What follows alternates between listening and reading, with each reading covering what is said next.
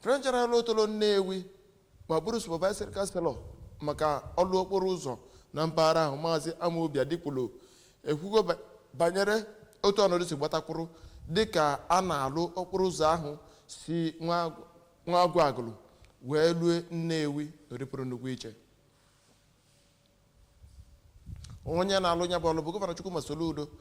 President General gwara ndị nta akụkọ okwu wee na-atụ alụ banyere usoro e ga-eso ya na ịkwụba aka ọtọ na ịchịkọba atụmatụ otu kwesịrị ekwesị banyere etu ọlụ a ga-esi wee na-aga.